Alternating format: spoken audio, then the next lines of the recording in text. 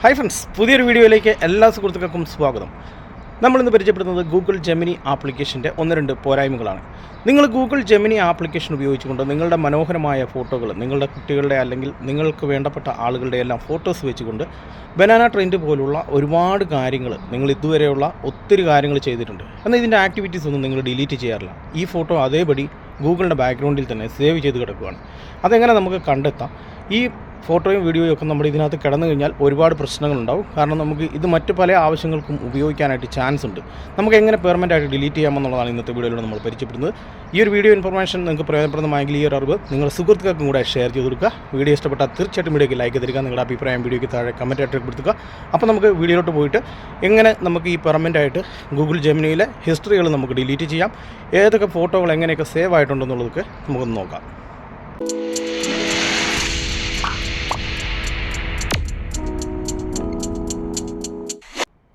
അതിനായിട്ട് നിങ്ങൾ നിങ്ങളുടെ ഗൂഗിൾ ജെമിനി ആപ്ലിക്കേഷൻ ഓപ്പൺ ചെയ്യുക. ആപ്ലിക്കേഷൻ്റെ മുകളിലുള്ള റൈറ്റ് സൈഡിലുള്ള ആ ഒരു പ്രൊഫൈലിൽ ക്ലിക്ക് ചെയ്തുകൊണ്ട് നിങ്ങൾക്ക് ഇവിടെ നേരെ ജെമിനി ആപ്പ് ആക്ടിവിറ്റി എന്ന് പറയുന്ന ഓപ്ഷൻ കാണാം. അത് ജസ്റ്റ് ഒന്ന് ക്ലിക്ക് ചെയ്ത് ഓപ്പൺ ചെയ്യാം.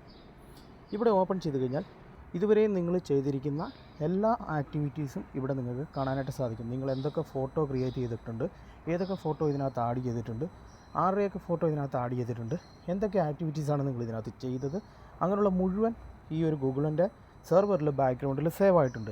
ഇത് ഇങ്ങനെ സേവ് ചെയ്ത് കഴിഞ്ഞാൽ നമുക്ക് ഒരുപാട് പ്രശ്നങ്ങളുണ്ട്. നമുക്ക് പരസ്യങ്ങൾ കൂടുതലായിട്ട് വരാനായിട്ടും അല്ലെങ്കിൽ നമുക്കിത് ഉപയോഗിച്ചുകൊണ്ട് മറ്റ് പല കാര്യങ്ങളും ചെയ്യാനായിട്ട് ചാൻസ് കൂടുതലുണ്ട്. ഏറ്റവും മുകളിൽ നിങ്ങൾക്ക് ഡിലീറ്റ് ആക്ടിവിറ്റി എന്ന് പറയുന്ന ഓപ്ഷൻ കാണാം. അതിൽ ജസ്റ്റ് റൈറ്റ് സൈഡിൽ ആ ഒരു ആരോയിൽ ഒന്ന് ക്ലിക്ക് ചെയ്ത് കഴിഞ്ഞാൽ നിങ്ങൾക്ക് ഇവിടെ 3 മാസം തൊട്ട് 18 മാസം വരത്തേക്ക് സെറ്റ് ചെയ്യാം. ഓട്ടോമാറ്റിക് ഡിലീറ്റ് ആകുന്ന രീതിയിൽ സെറ്റ് ചെയ്യാം. ഇവിടെ താഴെ നെക്സ്റ്റ് ഓപ്ഷൻ കൊടുക്കുക. നിങ്ങൾ 3 മാസമെങ്കിൽ 3 മാസം സെറ്റ് ചെയ്തതിന് ശേഷം നെക്സ്റ്റ് ഓപ്ഷൻ കൊടുക്കുക, കൺഫേം ചെയ്യുക. ഇത്രയും ചെയ്ത് കഴിഞ്ഞാൽ നിങ്ങൾക്ക് ഓട്ടോമാറ്റിക്കലി ഇനി നിങ്ങൾ അപ്ലോഡ് ചെയ്യുന്ന വീഡിയോകൾ നിങ്ങൾ അഥവാ മറന്നുപോയെങ്കിലും 3 മാസത്തിനുള്ളിൽ ഓട്ടോമാറ്റിക്കലി ഡിലീറ്റ് ആയിക്കോളും.